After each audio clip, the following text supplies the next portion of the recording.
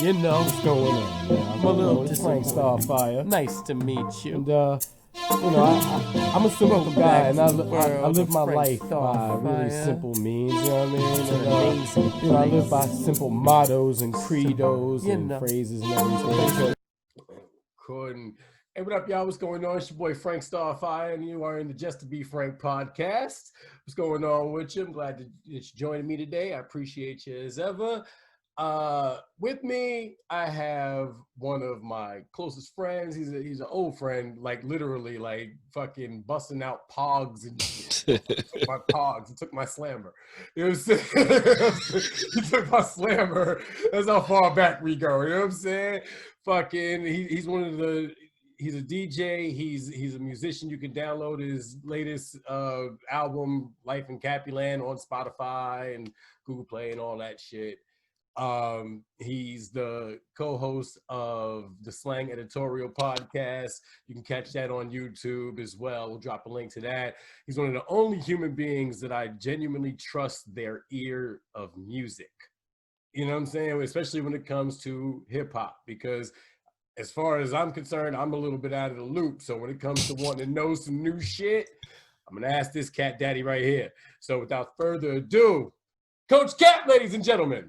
Clap Hey, it up. hey, everybody. You know, Frank, no one has ever spoken so highly of me and told me that I stole in the same sentence ever. This is a first for that.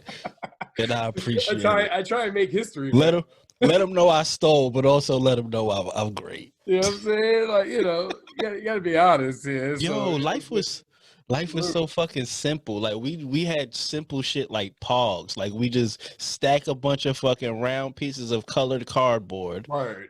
and throw a metal ring on it. Right. And that was the whole game.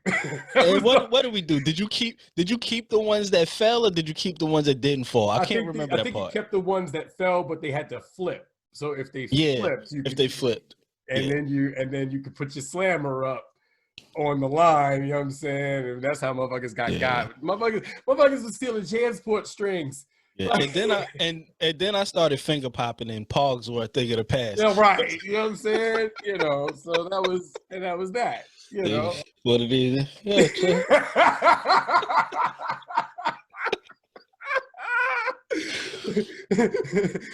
and usually the answer was no. I do not want to smell your finger, but you smell it anyway. Some people did. Some people did want to smell your finger, man. Some people were disgusting creatures. If you told them who it was, they was like, "Oh yeah, let me see." Let me compare. Let me see if your fingers smell like mine. Exactly. I never did that. So hey man. But yeah, man. So lately in the world of hip hop, and I know you've been in tune with this, and you're one of the first people that I've seen speak up in defense of him. I want to talk about Kanye West. You know what I'm saying? Like, okay. Yeah, we could do that. We definitely gonna talk about that, because the longest narrative about Kanye West is that he's crazy, he's depressed, he's bipolar, he's going through this and that, but nobody has taken the time to literally just listen. Right. To Kanye West. Now, I get that sometimes he just spew shit out of his face without context. Right. And that's, but what I've noticed is that I kind of equivalent him to Tony Stark in that he's a futurist. Mm-hmm. He's already living, his brain is already working on problems from 2077. I've never thought of that. He came back in time to deal with us type shit. You know what I mean? Yeah. And I recognize his thought patterns. I agree with that. Why is the narrative that Kanye West is crazy? Because when people don't understand something or someone, whether it's an idea or a human being, that's the first thing they say. That's crazy, or he's crazy, or she's crazy. Like, and when I speak on him, it's never really like an overall defense, because he says a lot of shit I don't like. Right. But my thing is with people these days, we take a 30 to 45 second clip, even a 10 to 15 second clip, and listen to that and run with that. But that whole thing was probably a 2-hour conversation with way more context to this 10 to 15-second thing.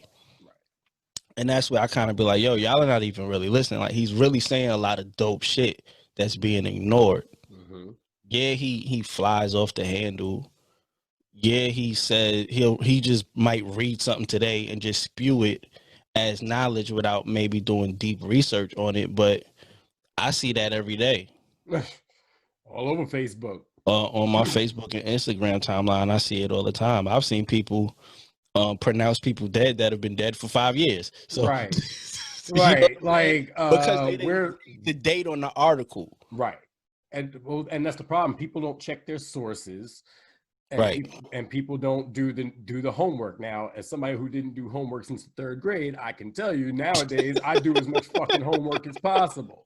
You know what I'm saying? Just so I don't look like a complete and utter asshole. Right. You know what I'm saying? While I'm up here talking shit. He's the power of the Joe Rogan podcast is that he does get a good 3 hours. He literally talked for 2 hours and 57 minutes. Joe Rogan probably spoke for 10 of those minutes. Yeah. You know what I'm saying? But what I liked about it is when Joe Rogan didn't understand something or he was unclear, he jumped in it. Yeah, he jumped in there and was like, hey, what do you mean by that? Which is what a lot of people don't do sometimes. Right. A lot of people don't say to him, yo, what do you mean by that? They just let him go because they know it's going to get views and clicks. Yeah, it's going to get clicks. It's going to get clicks. I think this interview and his interview with Charlemagne right before the TMZ thing, because the TMZ thing totally overshadowed the Charlemagne interview. Yeah. If you go back and listen to those two, you're gonna get a lot of information out of it, and you'll kind of get a more of an open understanding of this dude.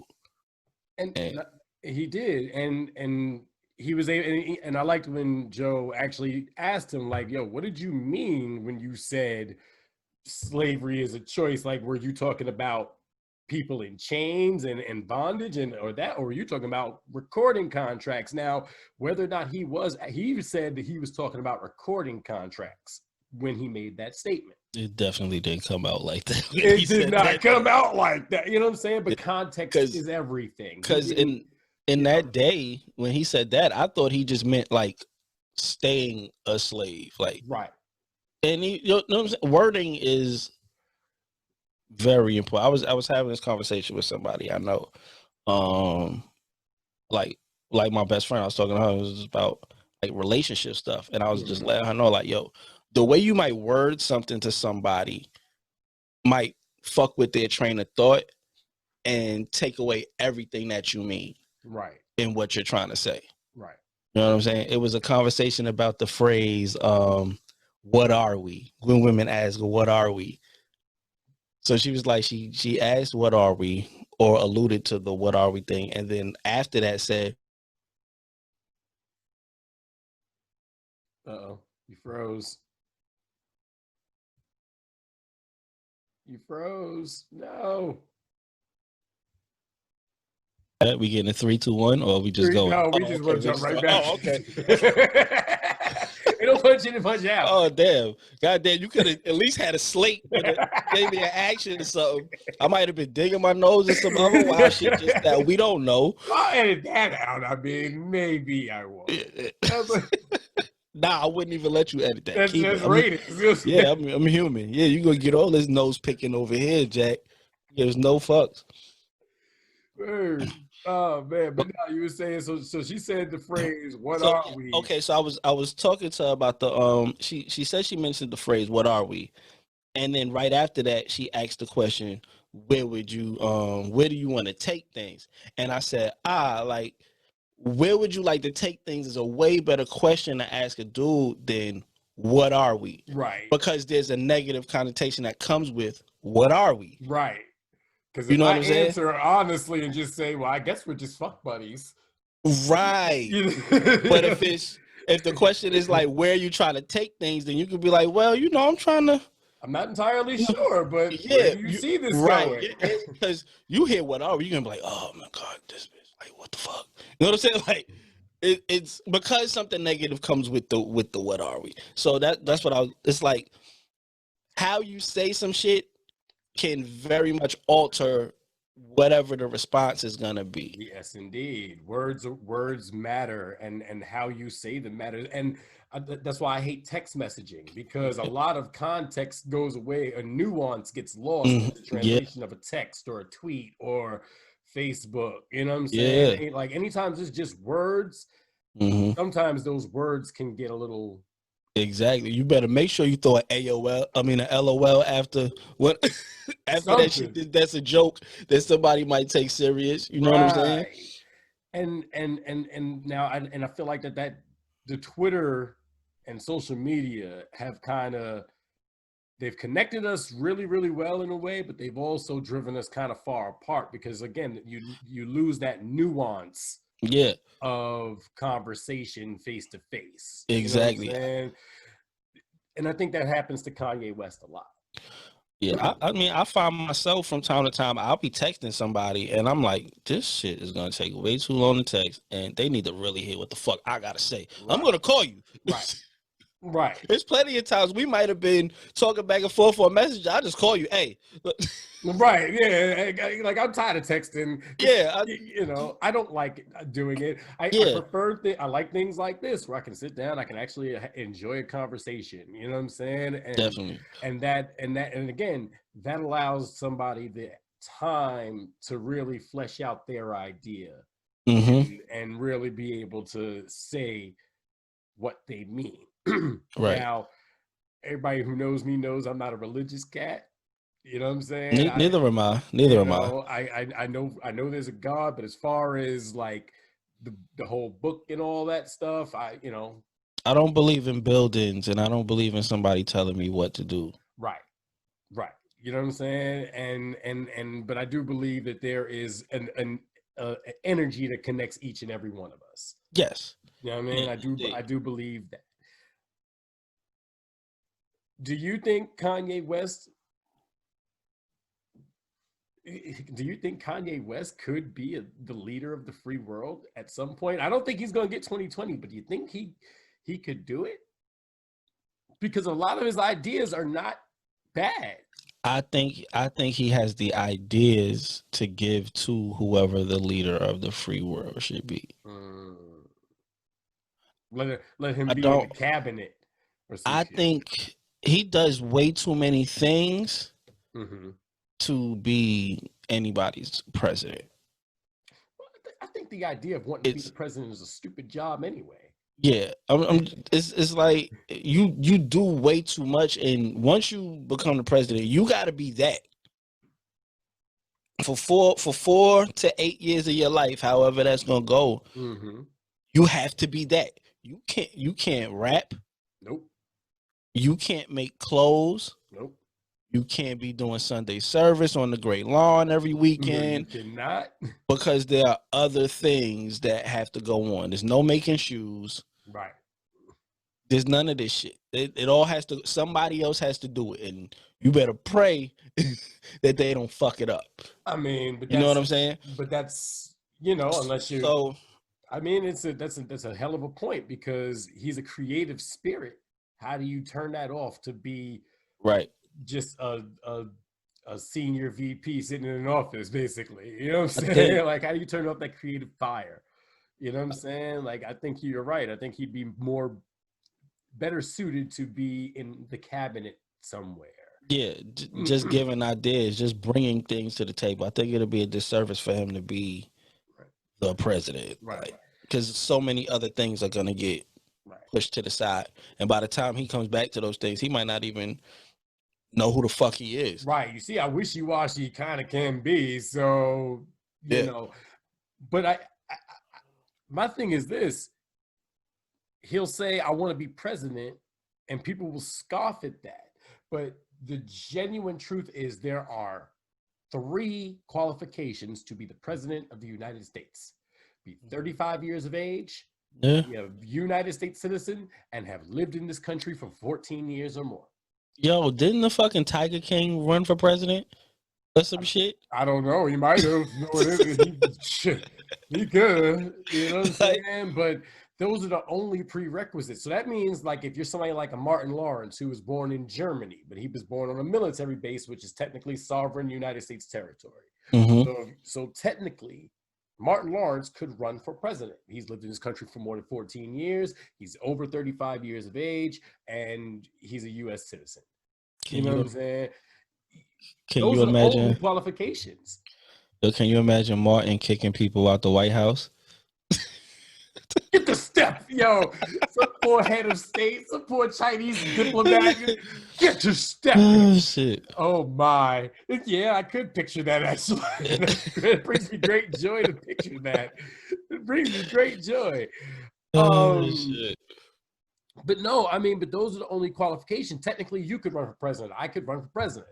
You know, yo, I could run for president. You know what I mean? I wouldn't want to, because again, I think it's a thankless job, and I think honestly, the entire concept of what that entails is just dumb anyway. One person that gets to be the leader of everybody, nah, man. Like, how the fuck you? Who said you the right cat? Exactly. And yeah, I get it. We vote, but my thing, and this is why my problem with the two-party system that we have. How is it that for a couple hundred years, we've run things one of two ways? You mean to tell me that in a country of 8 billion people, there are only two good ways to run shit? That doesn't make any sense to me. That's control. You think? You're either going to go this way or you're going to go that way, and that's it. That's just control. It's parents. Right. Where's the third option, fourth option, fifth option? Where's the guy who fucking found a revolutionary way to pick strawberries better, and he's like, yo, I got an idea, fuck that. Like, why can't we listen to that guy? Those people don't have enough financial backing. But again, that's not a qualification to be president. But to run a campaign, you gotta have some bread and you gotta have people backing you. Now, but shit, how the hell did they do it back in the fucking 1700s and shit? They had no money. Murder. No, well, that too. Like, I'll give you all this hemp if you'll vote for me. Like, right.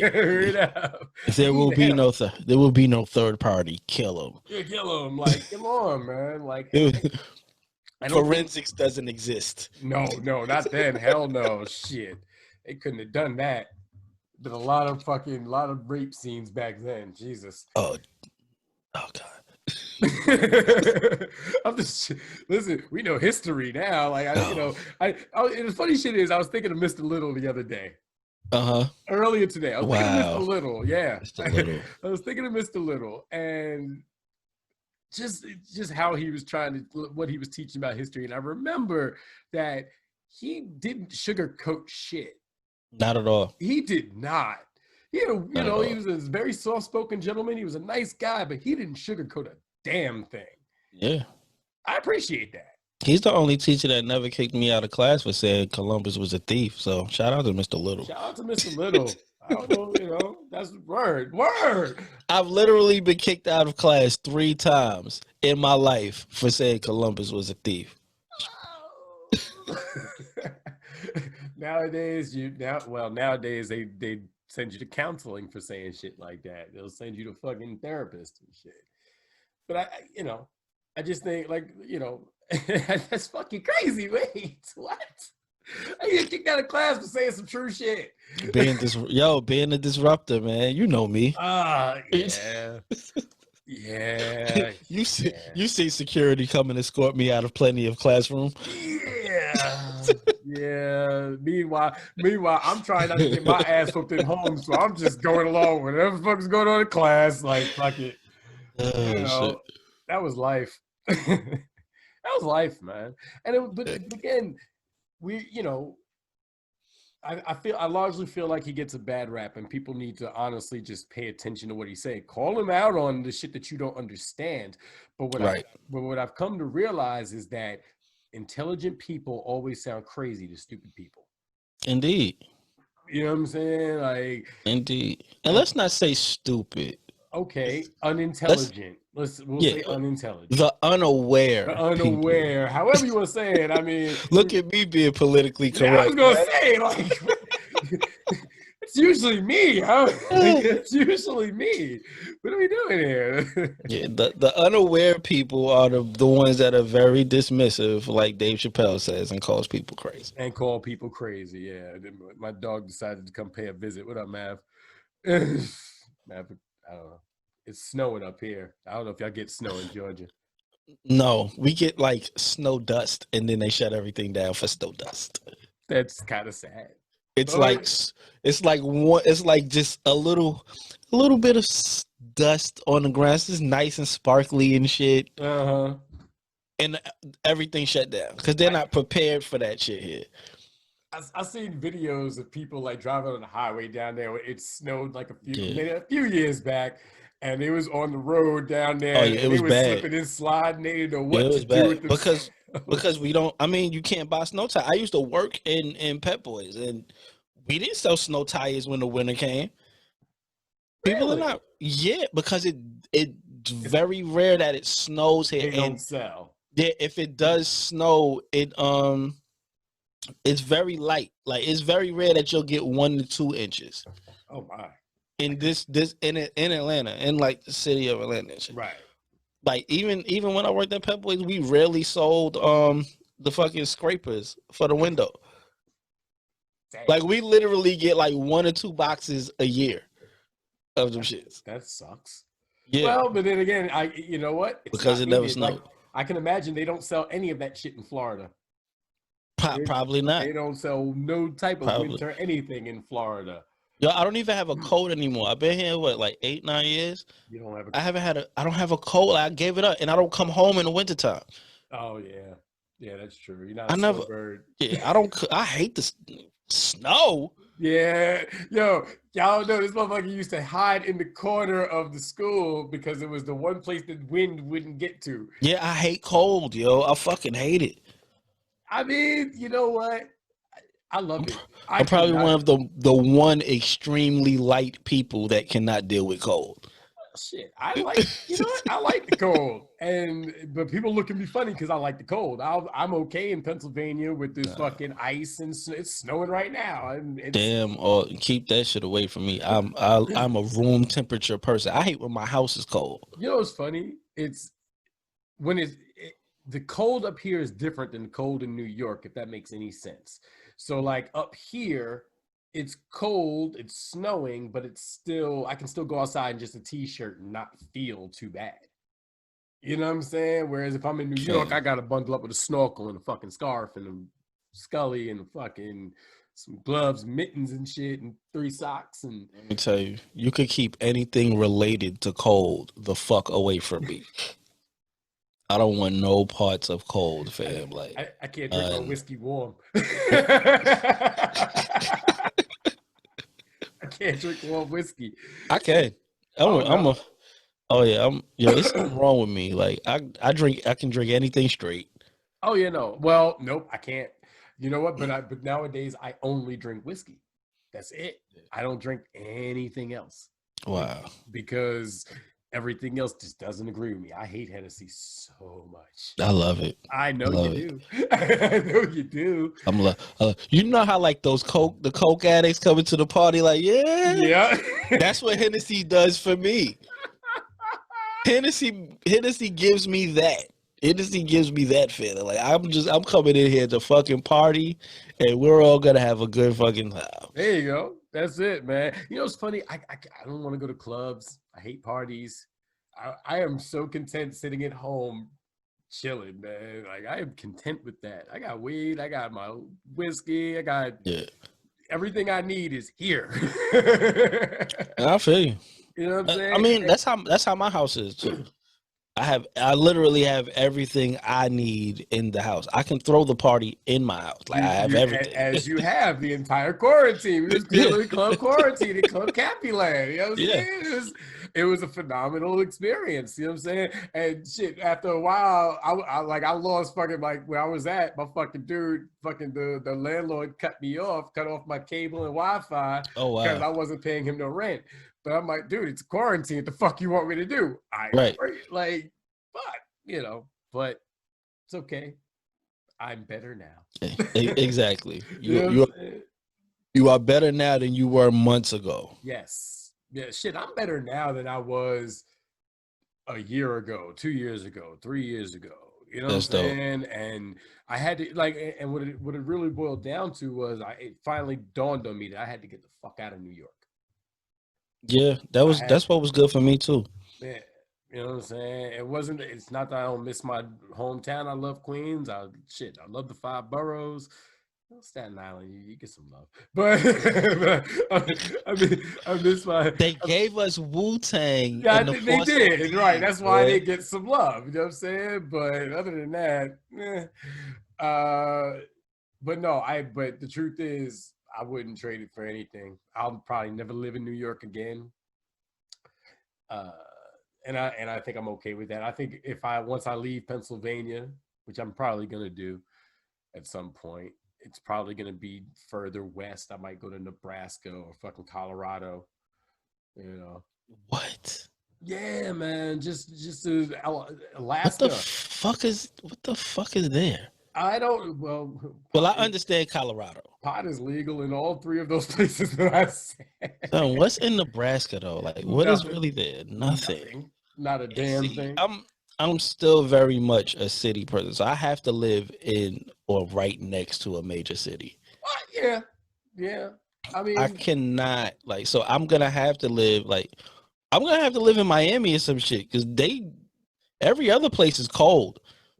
Every other major city is cold. Well, no, Florida is off my radar. They have dinosaurs. I'm not going to Florida. Well, then there's always Houston. It's kind of hot in Houston. You know what? I thought about Texas too, and I thought about Texas and I thought about Vegas. No, I'm not moving to Vegas. Nevada or Arizona. Vega was in Arizona. He said he loved it. It was beautiful. I would probably try Arizona or Texas or something like that. I will not live in California. I don't ever see me living in California. I love to visit. Me either. I hear stories about the traffic, and my wife hates traffic, so California would never happen. I've been to California once. I didn't really experience the traffic too much, but that's because I don't drive. I'm licensed. Fair enough. I'm licensed to do so now, but I don't own a vehicular device, so I don't drive. But so when I was out in California a few years ago, I was just rolling around with my homegirl. My homegirl Sammy. She was taking me around, and other than that, I was walking everywhere. And I was walking through Inglewood, and you're a brave man, Frank. But you know what's funny? I felt right at home. Right at home? Yeah. Right at home. I'm walking down the block. Some dude is working on his car, listening to fucking Ice Cube. And I'm just walking by, rapping along. He's like, "Oh, where you from?" I'm like, "New York, man." He's like, "Oh, what's up, cuz?" Man, cool. What was his name? His name was Doug. Cool dude. You know what I'm saying? I was walking to the dispensary. Okay. You know what I'm saying? And just, vibing with the community. I was staying at this weird hostel, nice place. Literally, there's a blood on one side, there's a Crip on the other. We sitting there chilling, chopping it up, we're smoking, we're drinking, we're having a good time. I was sitting, I'm like, yo, this is weird. Like, this is nothing like what I expected. And right. And dude saying, and this dude was exact words, "Hey, yo, cuz, don't be tripping, man. It ain't like what they see on TV, man." I was just about to say that. It's nothing like you see on TV, right? Nothing like you see on TV. It's nothing like Boys in the Hood and all that. I gotta explain that to people that hear about New York though too, because they just swear we just rude and disrespectful and wild. Like, soon as they get off the plane, they're gonna get robbed and shit. Like, I've really had these conversations. Like, I'm scared to go there. I might get robbed soon as I get off the plane. I'm like, yo, it's not even like that. First of all, there's too many cops at the fucking airport. Ain't nobody robbing you at the airport. It's not the 80s or the late 70s anymore. Right. And also, we're not rude, we're aggressive. And that's the most important thing I have to explain to people. Like, right. It's not about being rude or just being mean. We're very aggressive, and we come from a fast-paced environment. Right. So get the hell out of our way. Everything's constantly moving. We don't have time for bullshit. Nope. We want to get to the point. To the point, and we cool. Right. because I got shit to do. Right. I got shit to Right. do. And you're gonna get a lot of brutally honest fucking commentary. Yep. From everybody and Yeah. every walk of life. And Even the children. oh shit, especially the children.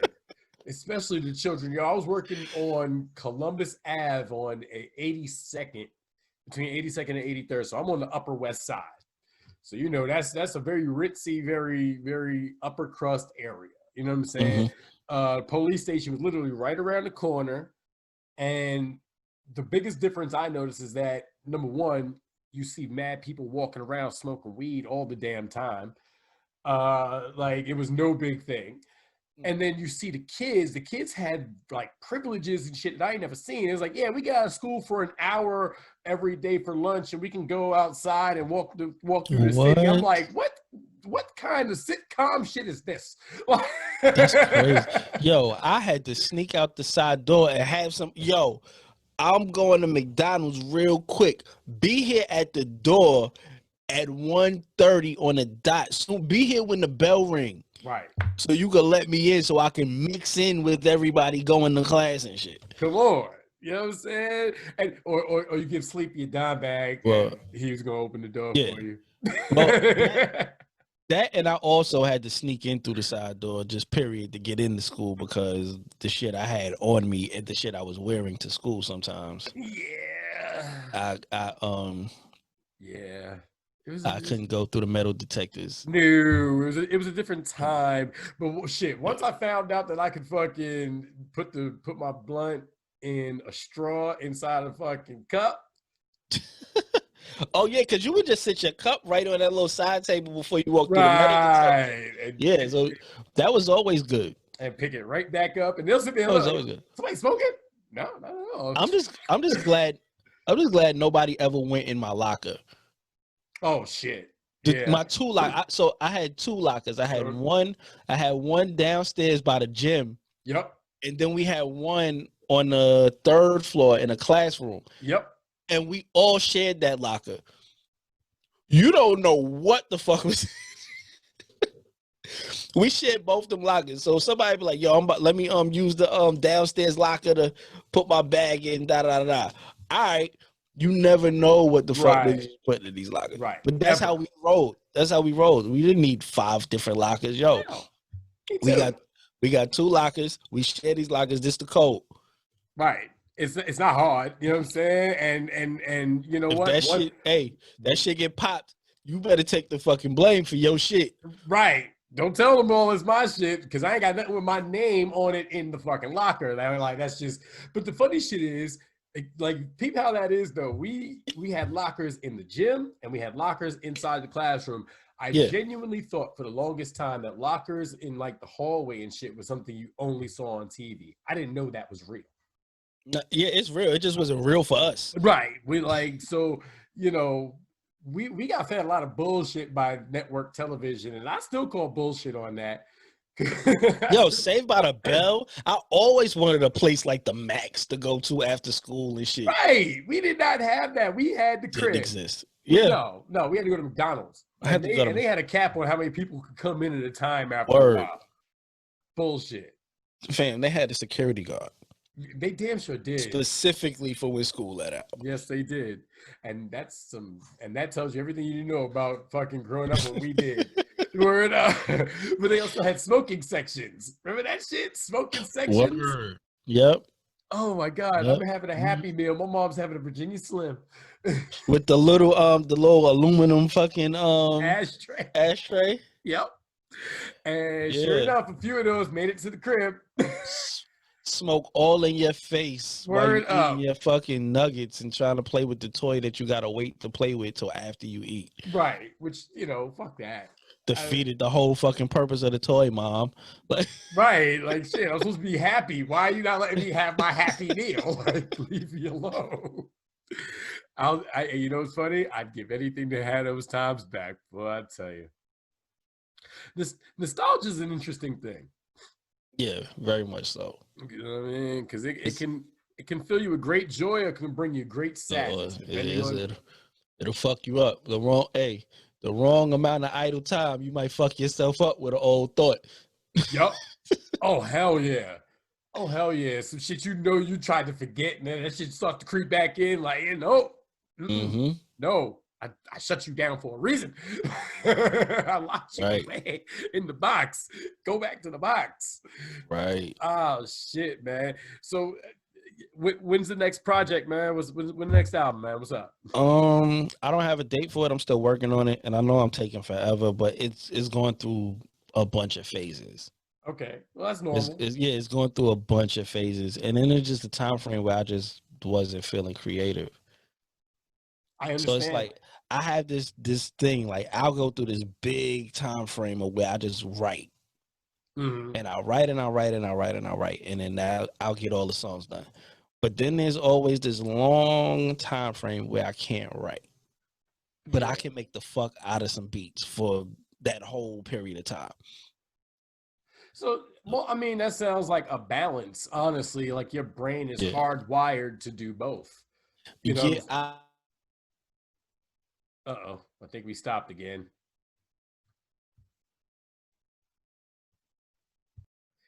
All right. All right. Apologies, y'all. We back. Technical difficulties on my end. I don't know. My Blue Ridge said, fuck you. And I said, nah, fuck that. And we're back. But no, you were saying like what I was saying, like you were saying, it sounds like your mind purposefully alternates between those two creative endeavors.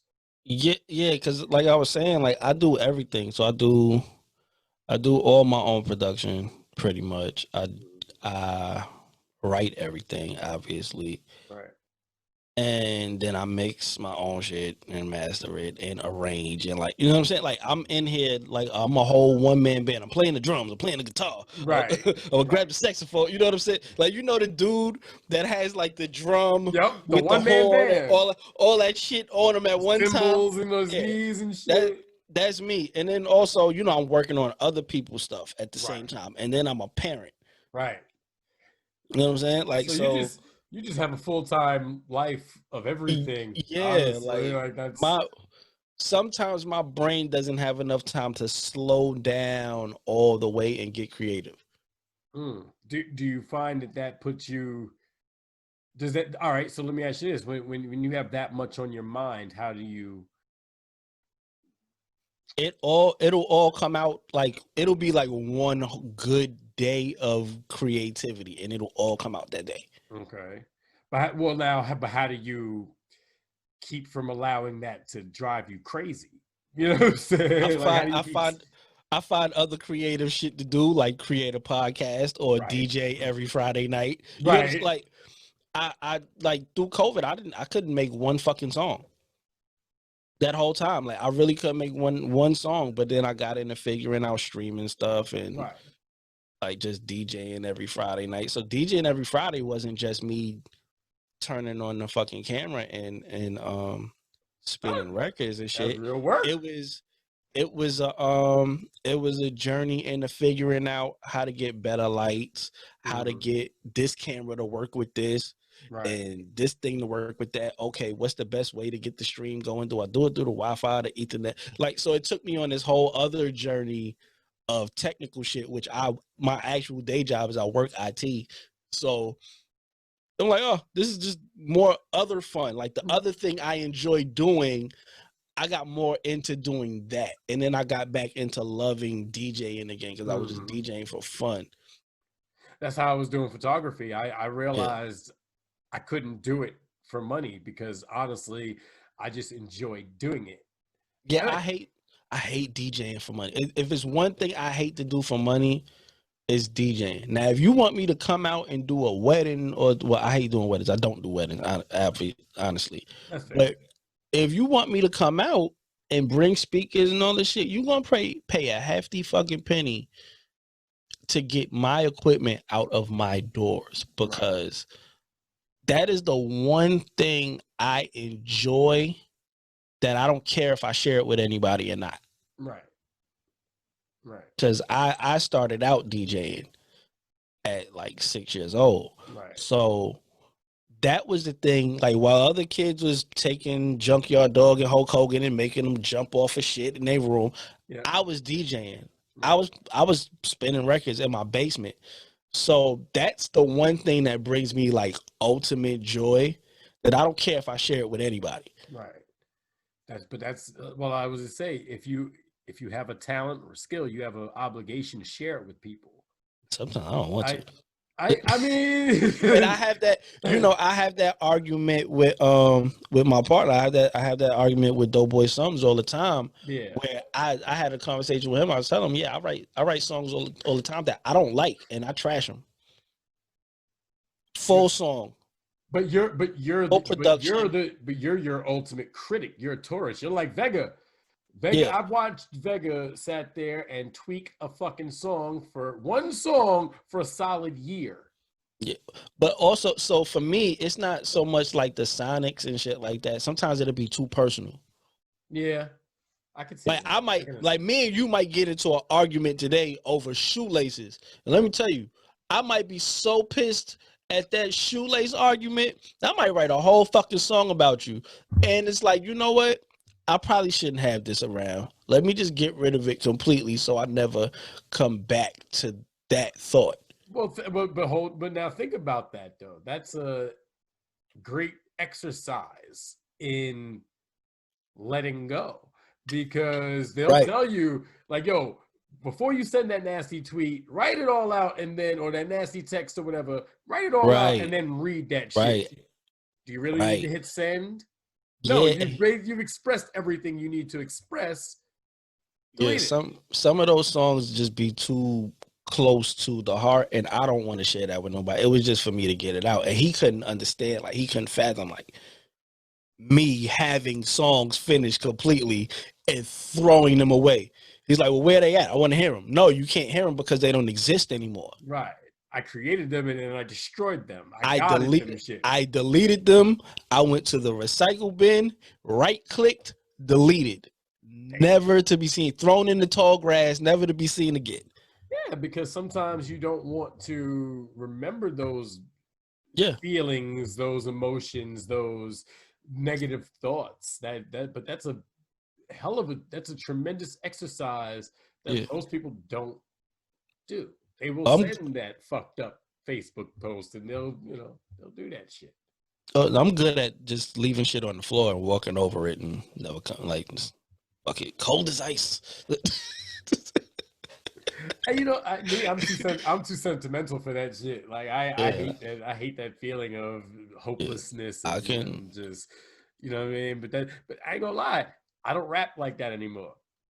I mean, I just don't. Because I don't either. You know, I'm an R&B singer now, Frank. There you go. I don't rap. Honestly, anymore. I want to make rock music. I want to make a rock album. I want to make a fucking funk album and shit. Yeah, it's something different about melody that helps me get things out better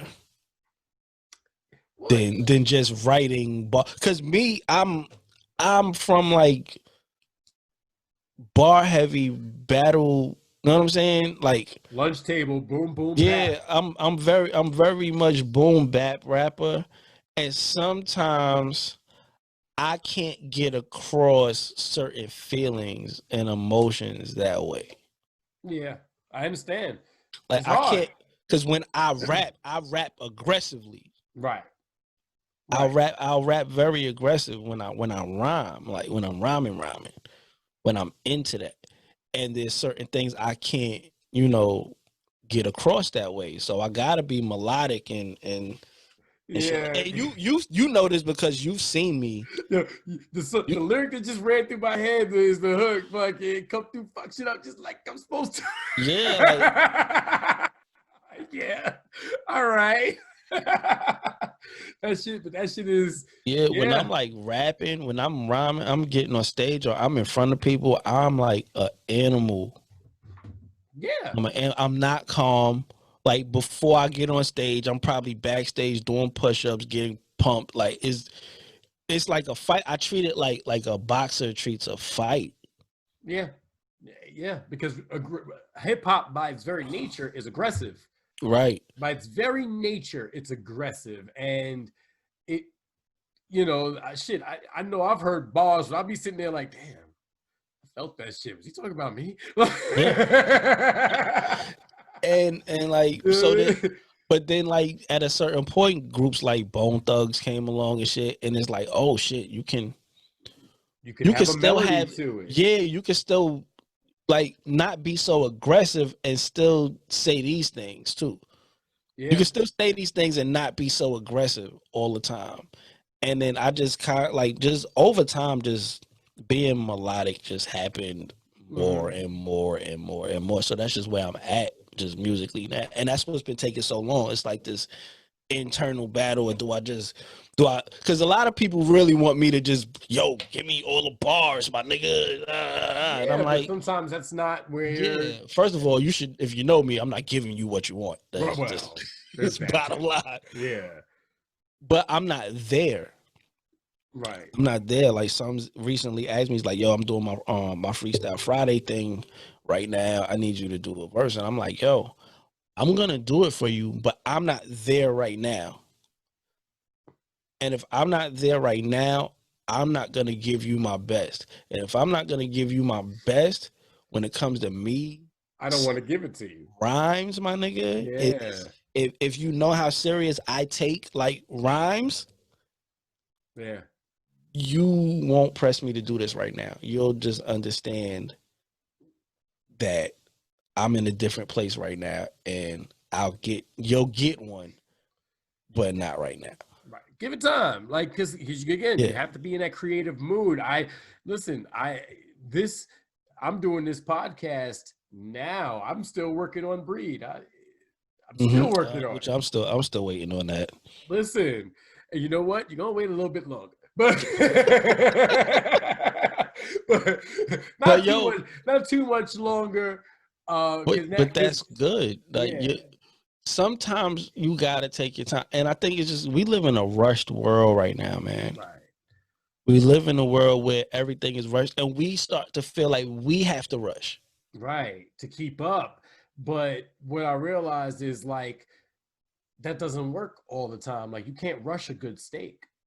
Nope. You know what I'm saying? Like, you can't, like, food doesn't have great flavor if you rush it. You got to let that shit simmer. You know what I'm saying? And that's how I'm treating Breed. Like, and that's how I'm treating the Atomic Age that way. An album I want to write, I'm just letting it simmer. I'm not trying to rush it. I'm not trying to push it to just get it out, because then I know if I do that, it's not going to be exactly what I want. Right. Yeah, man. I'm gonna take as long as I need to take with this next project. Not too long, because I found the foundation of it. Okay. I got the title already. I have the foundation of it. So now it's just building the house up and then putting all the nice, pretty things in there to make people want to come over and visit. Right. You got the amenities and shit. You got your foundation. Yeah, like, let me build my bowling alley, man. Is that something we can look forward to? The Cappy Land Lanes? Yeah. Cappy Land Lanes. Yeah, I'm putting Cappy Land on everything. You might as well. Listen, I run everything. I run around, motherfuckers be like, yo, Frank Starfire is your real name? Yes, because I paid for it to be. You know what I'm saying? Right. There's only so far I can get with Francis Oglesby, sir. Like, that's only so far I can get. You know what I'm saying? Or you know what I had to go through to be this? You know, like, shit. Damn. But you know what I realized though? And it's funny, like, if you really think about it, you've been consistent in your personality and your your entity from youth. You know what I'm saying? You've been consistent in that regard, in that you get the same story, you keep the same wave going. You know what I'm saying? You stick by the same people. That's a loyalty trait that most people can't fathom sometimes. You know what I'm saying? And it's rare, especially in the environs of music. So how do you manage that? I'm careful about who I bring in, and if I do bring in a person, or a person comes to another person, and I don't really, I don't really connect with them, I walk away from it. Yeah. I like comfort. And not to say that I won't jump out of my comfort zone, but I need my core people around me. I enjoy having people around me that are as brutally honest as I am. Like, I come from a brutally honest family. Mm-hmm. Like, I got cracked on as a kid. Like, my family jokes. My grandmother will crack jokes on you. You know what I'm saying? So, I can't even picture that. but I also come from a lot of love. Like, I was never a kid that wasn't hugged or Right. told that I was loved. Know what I'm saying? I got a whole lot of I got a very crazy story growing as far as growing up. Right. But I was always loved. I always had somebody that put knowledge in me. I tell people all the time, like, my uncles were teenagers when I was born. And my whole family, we all lived in one house. My Right. uncles was teenagers when I was born. So as they're growing, everything they're learning, they're passing down. Yep. Good, bad, ugly. Yeah. I learned a lot of shit that I didn't need to learn. Mm-hmm. But by the time I became a teenager and they're grown adults and they're living their grown adult lives, I'm probably 5 or 10 steps ahead of anybody I hang with. Right. Right. Because I've already seen what this could do. And I know, all right, if you're going to go right, I'm going to just go left and I'll catch y'all around the corner. Go ahead and do your thing. Right. Right. I know when to walk away from shit. Sometimes I don't. Sometimes, I think we're all like that sometimes. Yeah, sometimes I don't, but I really know when to not get in the car. Yeah. I really know when to not go to that party. I know when to step back and say, nah, I can't fuck with this person right now. And I'm going to love them from far away. Mm-hmm.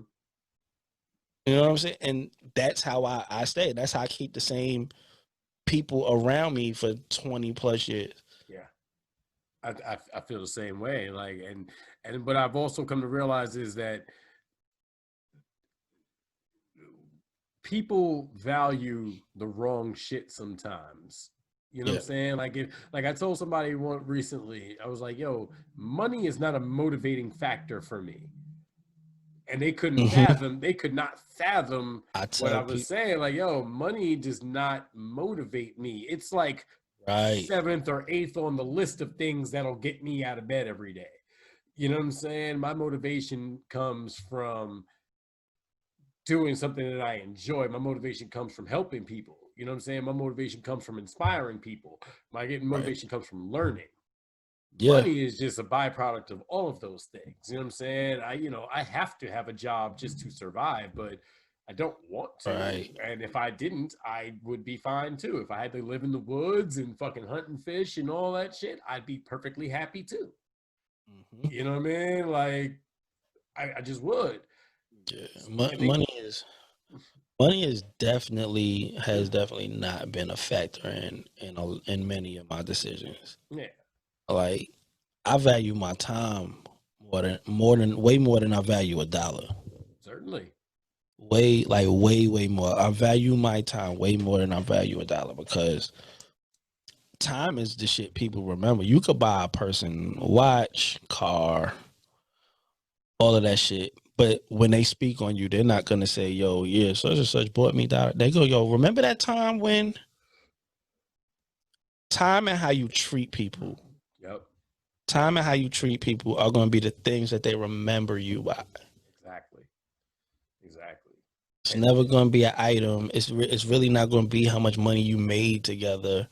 It's really going to be the moments and how you treated them in those moments. Yep. I'm thankful, and I can't lie. The next episode I film, it's going to be a very fun one. I can't spill the beans on who the guest is going to be yet, because it's got to be a surprise. But needless to say, I'm excited for it, and I want it to go off without a hitch. So I'm excited to figure this one out. It's really just how I'm going to fit. It's some crazy shit I'm planning. But all right. So you got the family, you got the wife, kids, and all that. Yeah, I'm living a dream. So what's the next aspiration? Like, what's the next level for Coach Cap? You know what I'm saying? Oh, I don't know. That's the beauty of it. It's the beauty of not knowing anything. Dick. It could be Fuck. anything. Like I'm doing this podcast sums. Yeah, I thought it Yeah, froze I'm for a doing. second. Oh, Yeah. yeah. We My don't bad. need that. But yeah, Yeah. we're doing this podcast right now, and I'm enjoying that because I just love talking shit about hip hop. So Yeah.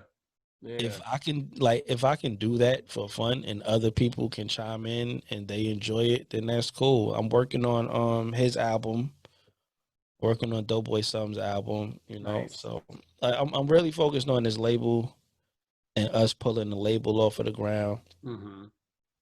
And I'm more focused on like making sure my kids don't get out in this world and fuck it up. There you go. There you You go. know, that's the like I love being a parent. I love being a dad. So Well, that's good. it's as stressful as it could be, and as many times as I want to fist fight my children because I don't hide the fact that I want to beat them up like people in the street sometimes. I enjoy it because I get to pass down whatever information I have. That's good. I'm very big on sharing information. Oh yeah. Oh yeah. But that we come from that generation. Each one teach one was a very Hmm. real preached Yeah, thing that they tried to drive home with us. Um, right. shit. And you know what? We're blessed for it because Yeah, I've come across a lot of people that don't want to share shit. yeah. But you know what? I don't even worry about them because if they ain't interested in sharing with me, that's fine. You know what I'm saying? Because it's not gonna stop me from sharing with them. You know what I'm Of saying? course, of You course. know. It's just interesting to watch. Oh yeah. Just interesting to watch. Like you're that kind of person. Okay. Yeah. Yeah. We'll see where your smiles come from. I don't know. Yo, I'm telling you. And I'm telling you right now, man. The funny thing is we said all this and it still makes me think of exactly what's next. Like I'm trying to find a wife and kids. I can't lie. Well, find a wife and have some It'll, kids. she will come to you and they will come That's through what I her. that's what I think. You know, that's what I'm hopeful for. Yeah, You know. it'll come to you, man. That's one thing I've learned. Like, Mm-hmm. stop trying to run to everything and just be still. My best friend Janelle is something she's been telling me for maybe fucking 12, 13 fucking years. Be still. Sound like some real West Indian shit. Be still. Sit down and be still. Because I'm like my mind will go. I'm a thinker, so I'm gonna try to figure out every road to get to where I want to go and Right. what I need and what I want. And like that was just the best advice I give her that advice every now. Yeah. Throw that shit right back and Like, yo, be still. motherfucker. So yeah, being still is like one of the most important things. Just sit the fuck down Yeah. Just let the and universe do what it's gonna do. yeah, because you're so many other things will pass you by. Mm-hmm. Very true. When you're speeding, so many things are gonna go past you, and then you're not gonna notice that you missed it. Life is like a box of chocolates and all that shit. Yeah, man. You know I get. Fair enough, but no, they don't realize that's some real Ferris Bueller shit, yo. Life will pass you by if you don't take a moment to just chill and just Yeah, yo, enjoy it. I was Ferris Bueller, my nigga, at I one think we point was in my all life. Ferris Bueller. We were all Ferris Bueller. He was our hero. Word up. Word. I Word was up. definitely that guy at one point in my life. My whole high school fucking career, I was High, that guy. high school was a weird time for me. I graduated a little late. You know what I mean? I didn't graduate at all. So, I did. It but took I me. did go back and get my diploma, There you children. go. So, I stayed and just finished it out. You know, Mr. Sweet and Miss Arjun, they did not give up on me. They kept fucking pushing me to just stick with it. And I could have easily given up a few times, but Yeah. I didn't want that stigma over my head. Like, I really wanted the high school diploma. I wanted it. I just didn't want to work to get it because it was so boring to do it. Yeah, man. I agree. I had personal shit going on, Yeah. but also I couldn't understand sitting in a place doing something that I'm not interested in and learning things that or at that point I already knew Right. You kept I repeating the wasn't same gonna shit. use. And I think curriculum in schools need to change because of that. Because that's how children get lost. Like, there should be schools for specific types of learning, or Right. areas in schools for children that learn specific types of ways. Right. And other certain, like, you should go to a school for what you want to do. Right. And if your mind changes at any point, you can transfer to the school of the other thing you want to do. Right. Like, teach us the basics of, certain shit we need to know to get through life. But if I'm not trying to be a fucking scientist, then, you know what I'm saying? I don't need to be in these certain classes and shit. Well, I mean, that to a degree that's true, but I mean, if you need to learn the things that are life, then you need to know, unfortunately, you need to know math, you need to know physics. Yeah. I'm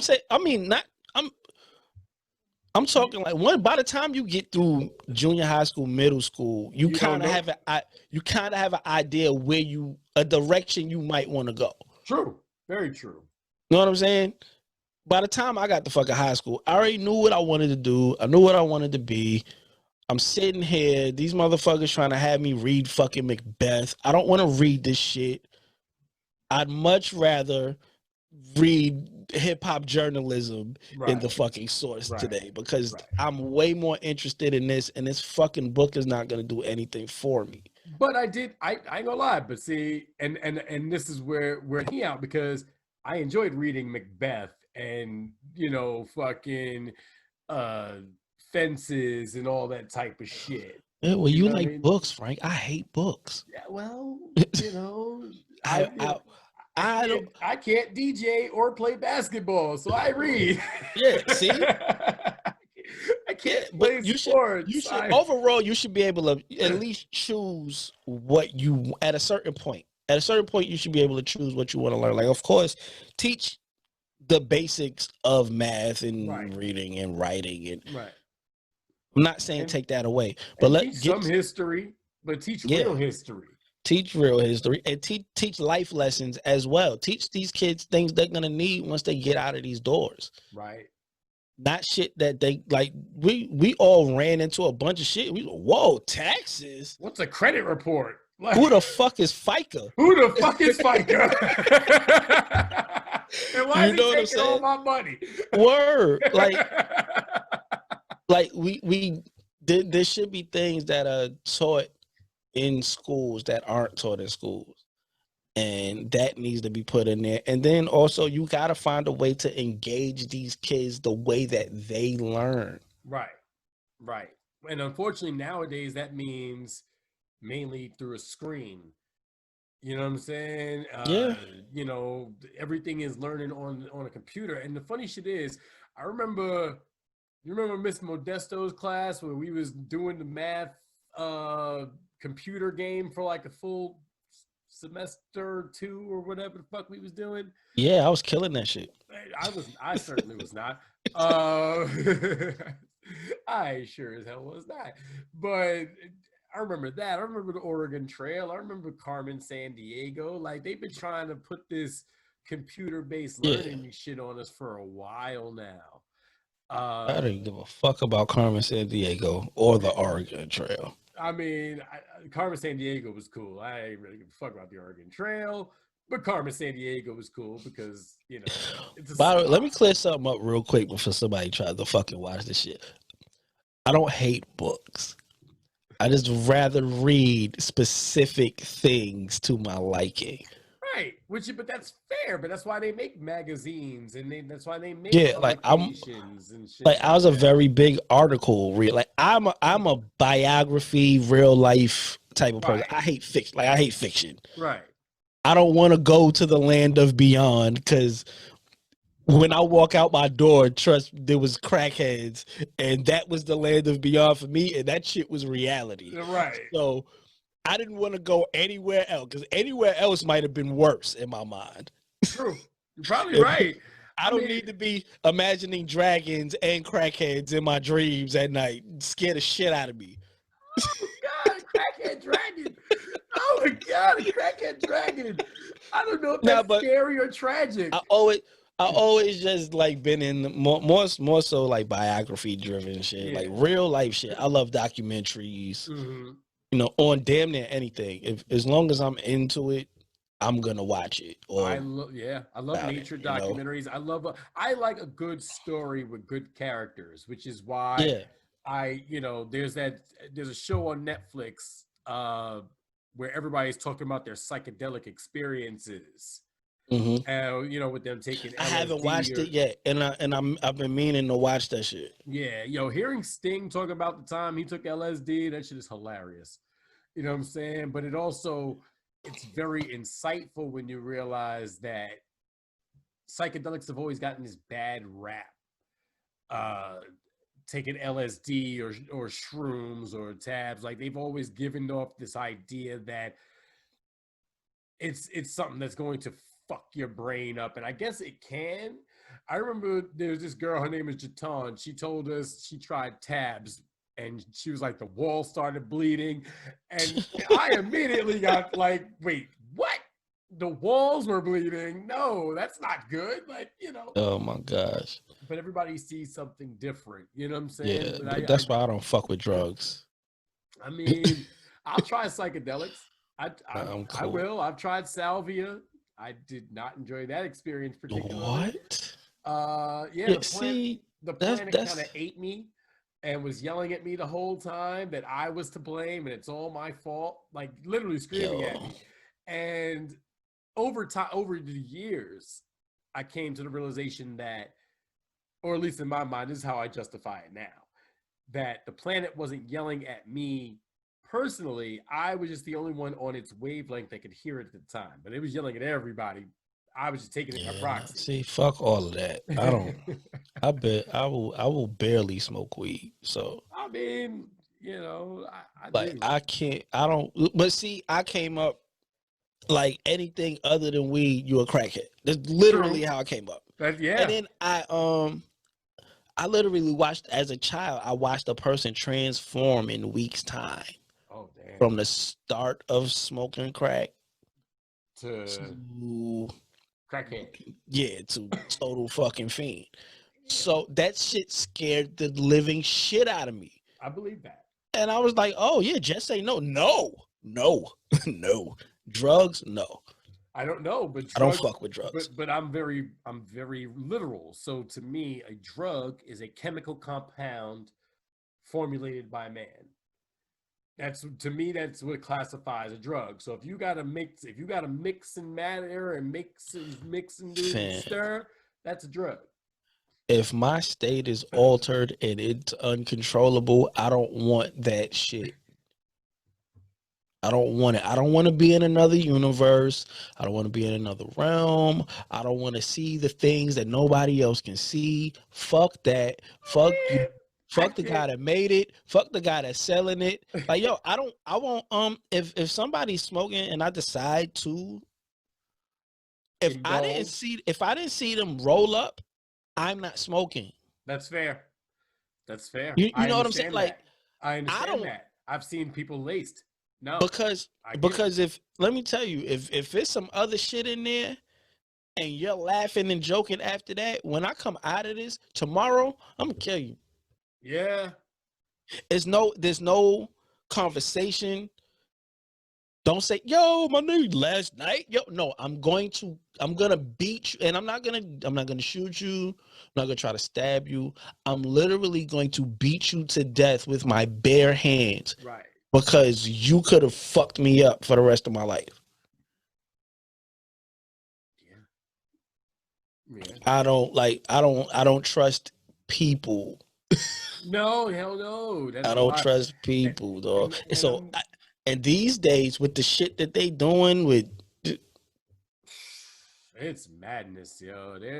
I'm just waiting for yeah, somebody to finally come out and be like, "Yeah, we crossbred meth with some weed." No, you didn't. Cut that shit the fuck out. yeah, nah, I'm cool on all that. I'm cool. I'm not with it. I've never I don't wanted to want to try be altered. cocaine. I've never wanted to try cocaine. Like that's never No, been. no. That's never been a goal of mine. Yo, Like, oh, I want to snort. I've No. been offered cocaine before, and I Oh, was just like, sure. I've nothing. been offered, but No. I politely declined. Like, no, thank you. I appreciate you though. Cocaine? What the fuck? No. Like, but that's just my upbringing. Like, nah, you don't do that. Right. Like, that's not, stay the fuck. But it wasn't just stay away from that, it'll mess you up. No, it was stay away from that shit, and I'm gonna show you why. Come here. Yep. You see that motherfucker right there? They on that shit. Yep. And if you don't want to be out here looking like this motherfucker, don't be on that shit. And then the motherfucker that'll be on that shit will tell you, don't get on this shit. Don't be on this shit. Yeah. Yeah. Oh, they say that quick. And I This remember shit right here, you fucked up, boy. Like, I don't know if you remember Grady's, the liquor store. Yeah. When I left New York, there was like these 4 or 5 people that used to sit on the side of Grady's all day, every day. I'm guessing a couple of them are vets. They still dealing with the PTSD and all that, and they take that, and they damn sure shooting their heroin and all that. Yeah. But one has to wonder what would send you down that spiral. You know what I'm saying? Like, and then I look at factors like PTSD and it's a way to for some people it's a way to forget. Right. But it's a tragic way, man. I mean, I went through that with alcohol at one point. Really, really, really bad at one point. Like, and I had to stop for a minute, and I had to shake that shit. Yeah. Well, shit, but at least you recognize more than once. Like, alcohol has been something at times that took me to places that my sober mind probably would have just been like, "Yo, sit down, chill out." Yeah. And it wasn't necessarily, but what I learned in drug and anger counseling. What I learned there is not always actually, the substance. It's you. Yeah. And how you handle things. Yeah. And that the substance basically just enhances that emotion. Mm-hmm. You got to get control of your emotions. Right. But it's not always easy to do. No, it's not. No. Yeah. No. As a adult 38-year-old man, I still have to have moments where I gotta call a friend. Yo, let me know if I'm bugging, because yeah. Yeah. I have to step outside of myself to try to figure out if I'm on some bullshit at that moment.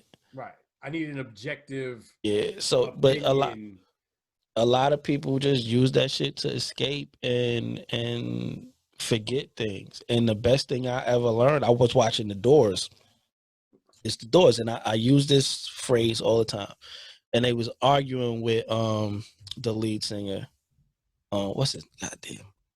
Jim Morrison. The group is arguing with Jim Morrison, and they're like, "Yo, we do this shit to enhance, not to escape." Right. That's a very distinct. Yeah. It's a very distinction right there between the two. And sometimes those lines get blurred. Mm-hmm. Sometimes those lines get blurred because shit, even partying could be an escape, and you can party too fucking much. Yeah. Yeah. But it's probably the only thing that keeps your mind from going to whatever that shit is over there, whatever that shit is that you want to forget. Yeah. I ain't gonna lie. I think about when my mom's passed, I spent a lot of time, my grandma's passed, I spent a lot of time walking through Manhattan. Just late at night, walking from like Washington Heights all the way to the financial district and then back again, and just Mm-hmm. walking and strolling and smoking and just drinking and just walking through the streets. Mm-hmm. But that's how I was able, that's what I needed to do at the time. You know what I'm saying? I Yeah. didn't recognize it as depression. I didn't recognize it as, you know what I mean? I just didn't recognize that, because in my mind, depression was something only white people got. You know what I'm saying? I was very ignorant. Yeah, it wasn't talked about like it is now. Yeah, you know what I'm saying? Like we didn't know Which is scary, because it's so much in our faces now that a kid will automatically go to thinking that that's what they have with the smallest issue. Right. Like there's sad, like they'll take simple sadness as depression. Yeah. And I have teenagers. Oh yeah.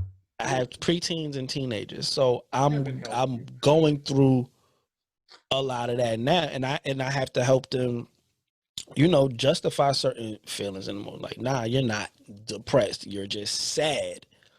You know what I'm saying? Like, let me break down this situation for you so you can understand that it's really not that deep. Right. And I understand, but not being dismissive though, not in a way where it's like, I understand it's a big deal to you. Right.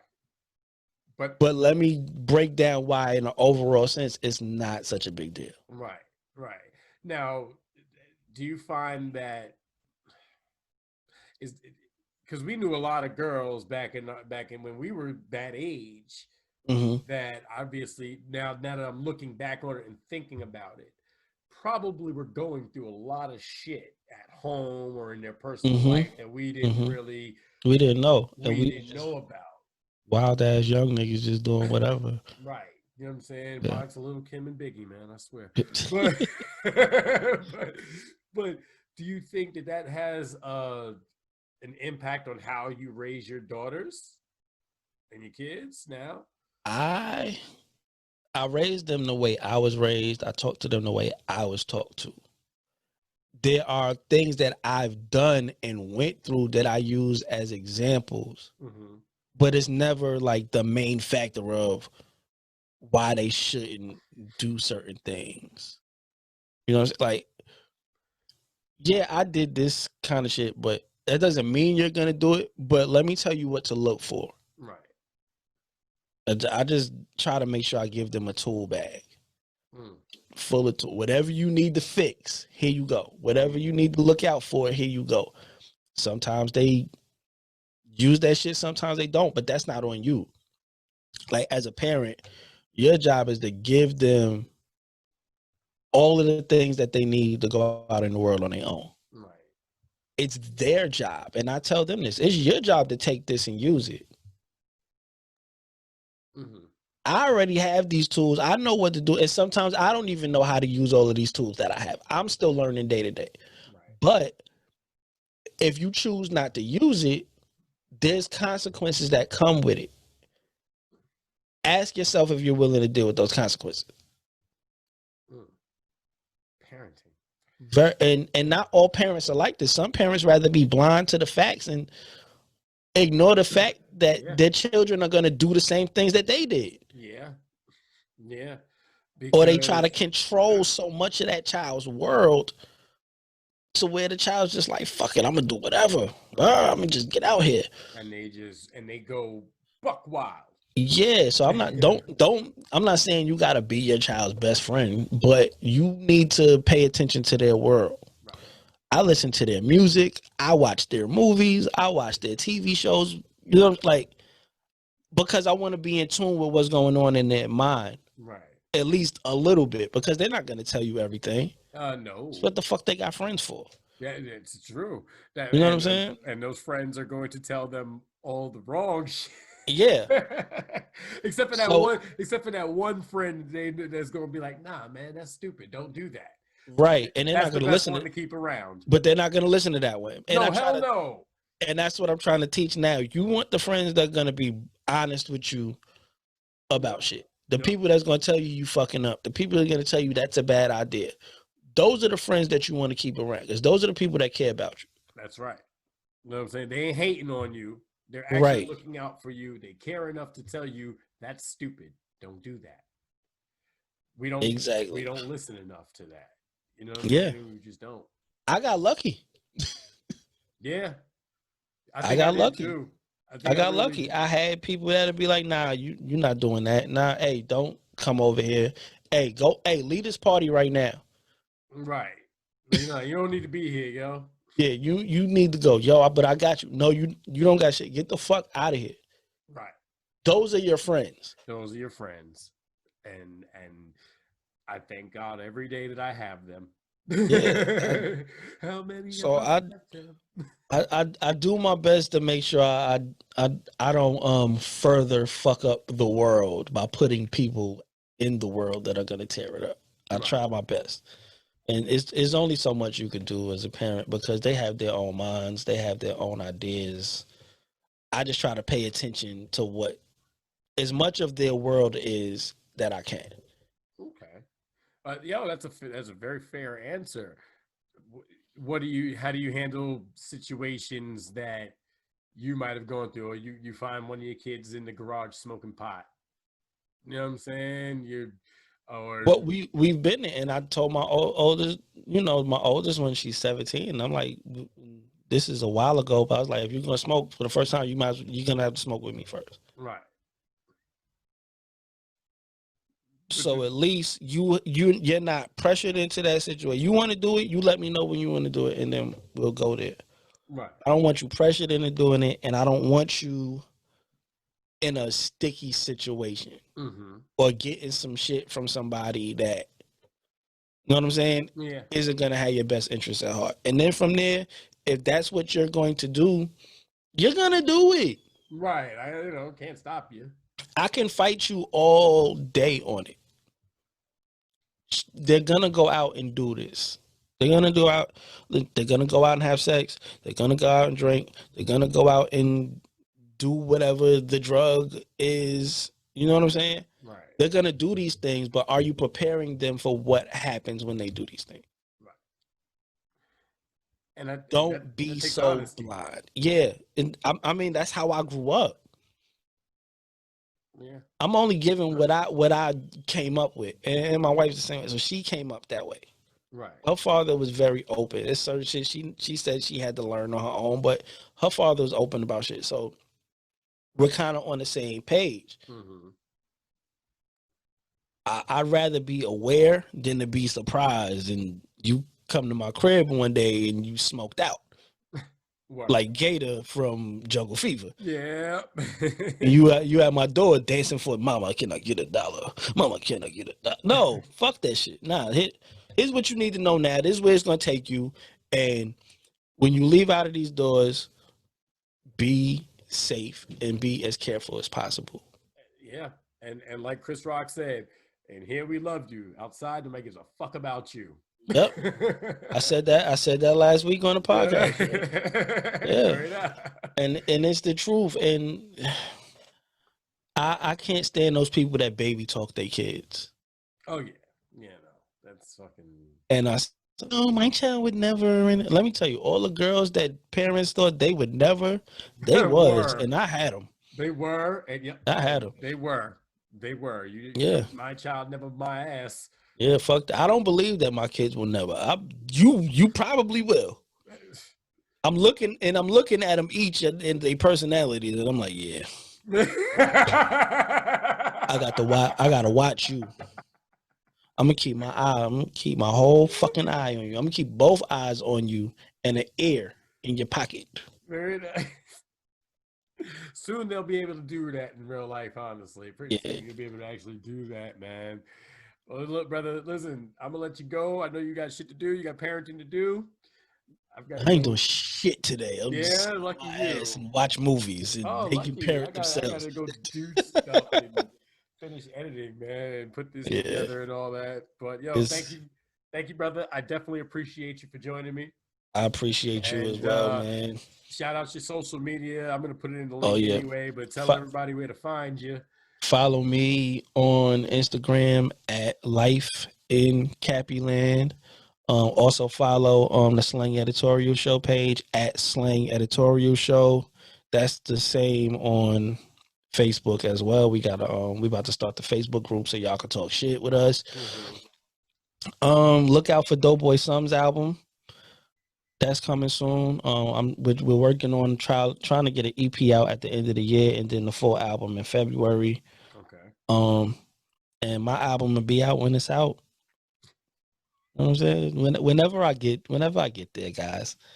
And every Monday, man, the Slang Editorial Show is on YouTube and Spotify and Google Podcasts. So check us out. Make sure y'all continue to support my brother Frank over here. Yep. Appreciate you, brother.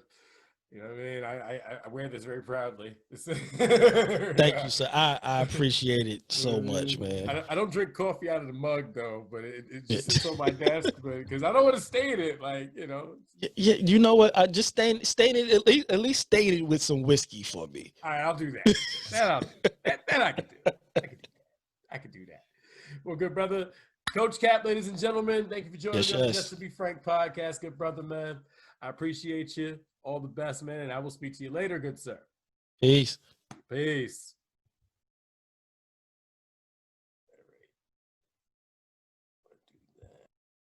Well, there you have it. That was me and my boy, Coach Cap, over here on the Just to Be Frank podcast, man. I want to thank y'all for joining me as ever. I do want to say this to you before I let you go. Listen, I know this last year, 2020, has been a boondoggle and a fuck stick for a lot of people. Okay, you know, everybody's under pressure. People are losing their jobs and their lives and their health and everything. And I get that that's, you know, this is a really shitty time. But what I would implore each and every one of you to do is reach out to somebody that you love. Make sure they're okay. Tell them that you love them. You know what I'm saying?